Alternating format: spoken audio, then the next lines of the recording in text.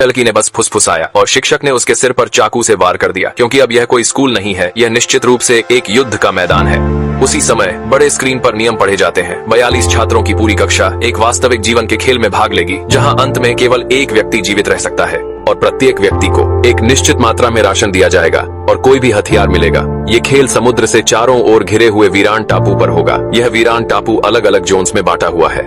हर 6 घंटे में no go area तय किया जाता है और अगर वे समय पर वहां से बाहर नहीं निकलते तो गर्दन पर लगे कॉलर तुरंत सक्रिय हो जाते हैं। खेल के नियमों की ताकत सच में दिखाने के लिए शिक्षक ने वहां मौजूद एक बच्चे को चुन लिया और वहीं रिमोट का बटन दबा दिया। बटन दबाते ही बच्चे का कॉलर फट जाता है। हालांकि उन्हें सोचने या डरने का समय नहीं दिया और जिस छात्र का नाम पढ़ा गया था वह सामग्री का हिस्सा प्राप्त करने के बाद जैसे ही कक्षा से बाहर निकला उसने एक भयानक दृश्य देखा। मौत का खेल पहले ही शुरू हो चुका था। लड़का और लड़की घबराए हुए जान बचाने के लिए दौड़ते दौड़ते एक अंधेरी गुफा में छिप जाते हैं और हथियार निकालने के लिए जैसे ही बैग को खोलते हैं बैग के अंदर से ढक्कन और दूरबीन निकलती है। आत्मरक्षा और जिंदा रहने के लिए यह सामान पूरी तरह से बेकार था। रात गुफा में काटने के बाद जैसे ही सुबह वे जंगल के भीतर दाखिल हो रहे थे, अचानक एक छात्र ने उन पर गोलियां बरसाना शुरू कर दिया। दोनों जान बचाने के लिए इधर उधर भागने लगे। तभी अचानक एक और छात्र वहां आया और उसने उस हमलावर छात्र को मार गिराया। एक महिला की आवाज दूर से उनका ध्यान आकर्षित करती है। 2 लड़कियां पहाड़ी के चोटी पर खड़ी थीं और लोगों को इकट्ठा करने की कोशिश कर रही थीं।